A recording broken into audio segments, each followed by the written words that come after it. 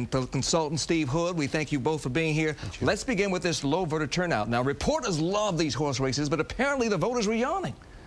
Yeah, nobody in this field, Hugh, really excited the passion of the voters. You know, everybody else basically found something else to do today than show up at the polls. A miserable turnout, but that takes nothing away from Virg Bonero's win. And if Snyder turns out to be the winner, what a huge story that turns out to be. Well, how did Snyder pull this off? Was it simply because he had millions in his pocket and could fund his own campaign? No, it's because of his good ads. He had some really excellent ads. I think that ad with Bill Ford, where he showed the Democrats that's saying, I'm voting for Rick Snyder, that did it.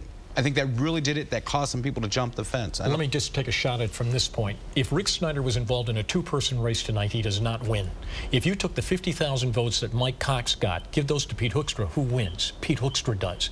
The fact that he had a divided party, the conservatives all went for those four guys. He did get some crossover Democrats today. He got some Republicans who are moderates from the old Milliken coalition, which goes back 8,000 days to 1978. He put that all together, and that's why he won tonight. In a two-person race, Snyder's not your Republican nominee. Well, what happened to the fighter, the ultra-conservative, the Tea Party favorite, Mike Cox? The Tea Party was dissipated. Tea Party was dissipated. They didn't know which way to go.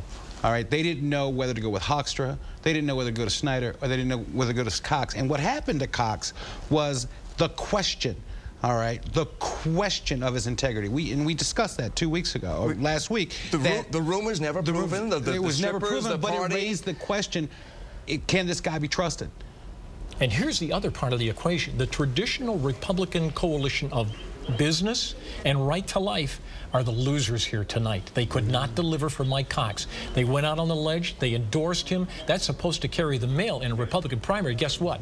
They're back there sitting, what did we do wrong? They picked the wrong guy. And Hoekstra popular out west, but not so much so in Metro Detroit. That's right. We got to see the final numbers. He apparently did not get a big bounce out of West Michigan, but we don't know that for sure. And of course, it's not over till the fat lady's singing. But Hugh, I hear her warming up. Indeed you do. And of course, the big story tonight, Virg Bonero coming from behind. 4 weeks ago, he was well behind Andy Dillon, but tonight he wins big. You said it would happen. That's right. And you say, Tim, that abortion may have been the key issue here. An amazing story. When is the last time? Can you remember when we had a Democratic primary and to some degree maybe the Republican primary decided on the abortion issue, a single issue in a Democratic primary? As it turns out, Andy Dillon, I think, mishandled that issue, as we're about to hear from a Democratic consultant who said basically he didn't explain it away, and Bonero stuck in with that issue. Let's listen. Elections, not the pundits or the pollsters. He has said that he would respect Roe v. Wade if elected governor, and I think that's something he needed to amplify, and that may have cost him votes, but I don't know if it will have cost him the election per se. By amplify, you mean?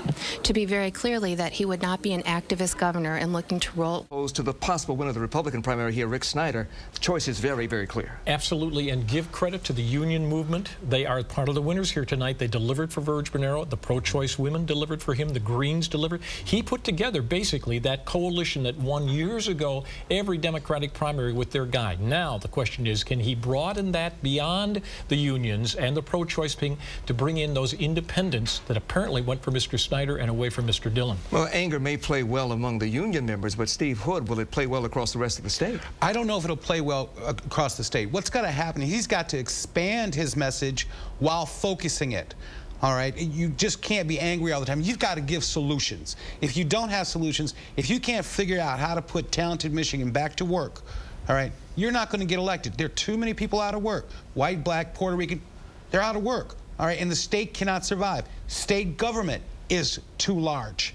All right, but back to one of your earlier comments, you know, you laid the Bonero victory on the abortion issue.